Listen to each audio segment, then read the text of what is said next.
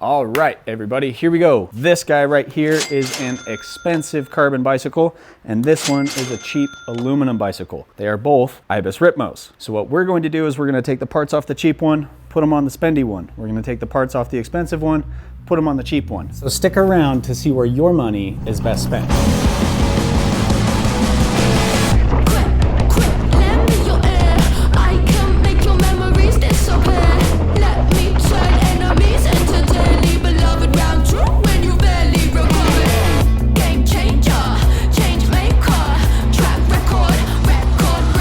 All right, so this video started as what matters more, your frame or your components. I was trying to see how much of the ride quality of the bike came down to the frame versus what was bolted onto that frame. And to be honest, it's damn tough to say. I had a hard time telling the difference between the two bikes with fancy components or cheap components. So it kind of came down to this. My main takeaway, components do not matter. Maybe I should clarify, components matter, but maybe not as much as you think they do. Your frame's geometry and kinematics will trump anything that you do to that bike. Those two things are what's going to dictate how the bike rides. To give you an analogy, let's think about it like this. You're making a lasagna. That lasagna is the Ripmo. That's the recipe. And now let's say you go swap the tomato sauce for like a spicy tomato sauce. So now it's a spicy lasagna. At the end of the day, you haven't changed what you've made. It's still a lasagna. It's just slightly different. Same thing goes for bikes. You have a Ripmo, you put a Fox 36 on it versus a RockShox Lyric, and it's still a Ripmo. It's just slightly different. And if you ask me, I would say 95% of what makes a Ripmo is the frame, not what's bolted onto that frame. But if we just stopped there, that would not be a very good video. It'd be short and you guys would be left hanging. Because let's be real, bikes are stupid expensive. Nobody likes spending 12 grand on a bicycle. That's just dumb. And even if you were to go out and spend 12 grand on a bike, that doesn't necessarily mean you're getting a higher performance bike than someone who spent 4 grand on their bike. Instead, it's better to think about how you like to ride, where you like to ride, and what you prioritize, and then buy your components accordingly. You don't have to go out and buy the best of every one. If you don't prioritize weight, why spend money on lightweight parts? Instead, if you're smart about your priorities and you line them up with how you actually ride a bike, you'll not only get better performance, you'll actually save some cash, and you can spend that on like jet skis or something. So with that, let's dive into each category of components to talk about where you should spend your money. We're gonna start with the frame and the frame material. Between my alloy Ripmo AF and my carbon Ripmo V3, the ride differences are so subtle that I really couldn't tell. And keep in mind, I was looking for differences while riding these bikes. The alloy bike did feel like a tiny bit more muted, a little softer, a little smoother, and the carbon felt just a bit more precise and snappier and a little bit more zingy. But again, that difference is tiny. The only difference you can actually measure, other than just perceived or ride quality differences, is going to be the weight. And even that is minimal between these two frames. You have a 7.6 pound weight for the carbon frame and an 8.2 pound weight for the alloy frame. And maybe that half pound of weight makes some tiny difference to some people, but for most people riding a bike on trails and not racing, you're not even gonna notice. Even over 50 miles. At the end of the day, it's the geometry and the kinematics that make a bike climb the way it climbs, so an extra half pound isn't going to make a difference. So the takeaway here for frame material makes a difference, but not as much as you would hope. If you're chasing grams, which I think is extremely silly, you can save a tiny bit of weight going with carbon. But if you're looking for a huge difference in performance, there's not going to be a lot to be made here. Now let's go into drivetrain. Here's the thing about drivetrains. They don't matter at all. I've got a cheap as hell Dior drivetrain on the Ripmo AF, which I guess is now on the carbon Ripmo. And guess what happens when you push the shifter? Your chain jumps a gear on your cassette. Exactly what it was designed to do. Now you put a $2,000 electronic drivetrain on there, you push the button, guess what else happens? The chain shifts 1 gear on your cassette.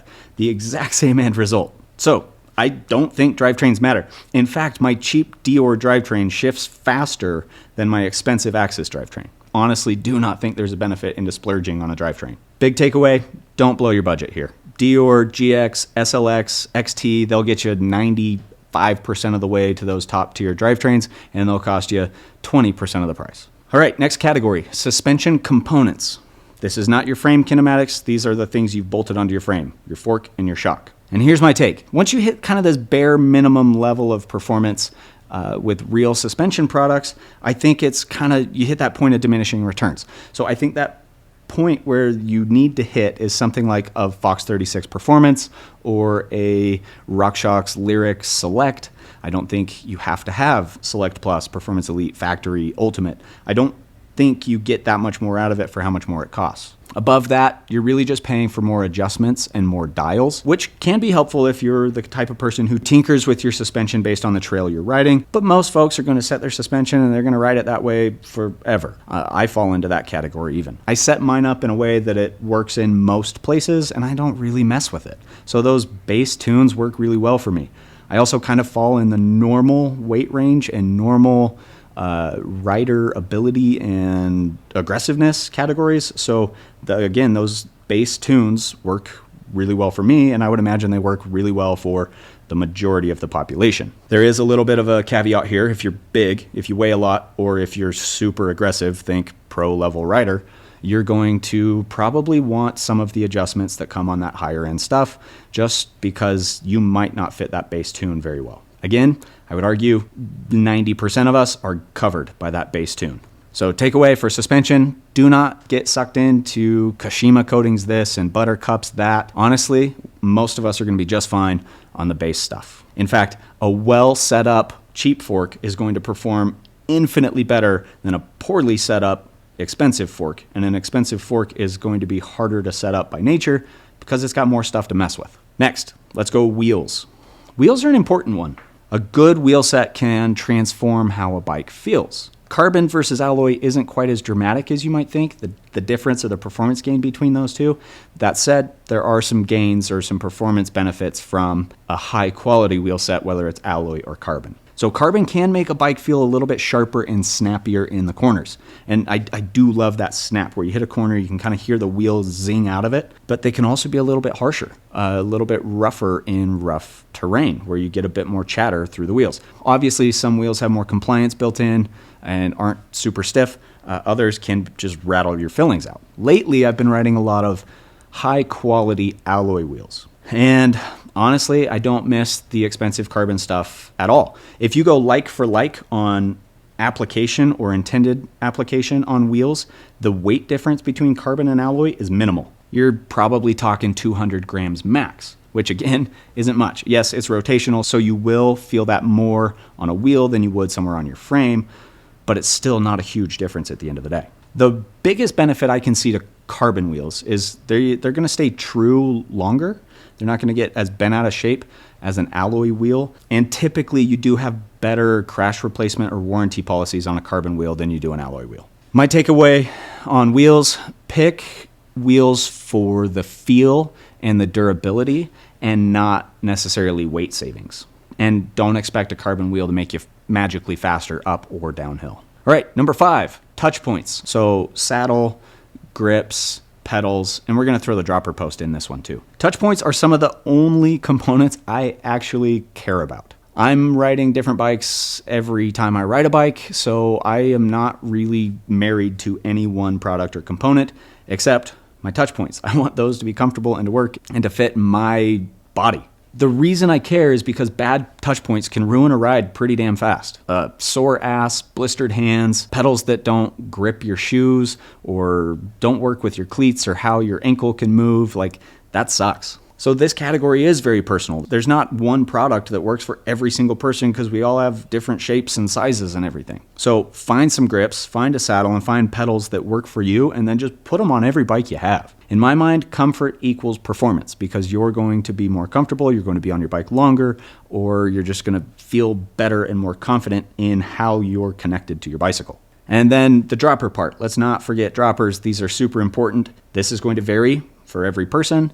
I like to run a 210 or 240 if I can fit it. Try to run the longest travel dropper you can for your frame. The weight, again, does not matter. It's the drop that's going to matter. You're going to be a lot better and more comfortable on the bike because you can get that saddle out of the way and then all the way back up to your pedaling height. And then a dropper that doesn't work just kind of sucks. It's not fun to ride a bike where you have to pull your seat up every time. Skip splurging on the drivetrain and buy yourself a good dropper. My key takeaway here is touch points are where comfort meets performance, so don't cheap out. Tires. This is the biggest one. Tires are the number one component in my mind that will actually change the ride quality of a bike. And it makes a lot of sense because they are the one and only part of your bike that's going to touch the ground if everything goes to plan. Get tires that fit your style, your terrain, and your bike. Heavy casings might feel slow uphill, but they will pay dividends on the downhill because nothing is slower than a flat tire. If you're lighter, you're less aggressive, or somehow you miraculously avoid flats, yeah, run that lighter weight tire with a lighter weight casing and you will roll faster, both up and downhill. And don't forget tire pressure. This is a big part of it. A great tire feels like trash at the wrong PSI.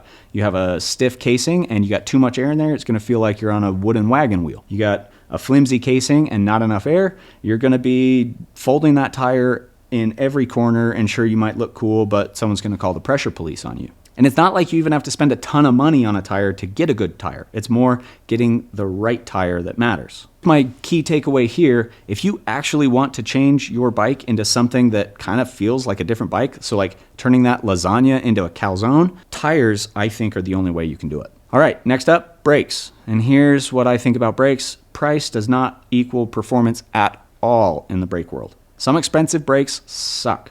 Some cheap brakes are amazing. The key is reliability, consistency, and matching the brake to how you ride a bike. So I've had cheap Diors outperform expensive Mavens simply because the Diors were reliable and consistent, where the Mavens were weird, finicky, and flaky. And for me, consistency is the number one thing in a brake. And there are some other factors in brakes. You've got, rotor sizes, you've got pad compounds, you've got lever feel. So try a couple of different kinds of brakes and see what aligns with how you ride and what you feel is best for you.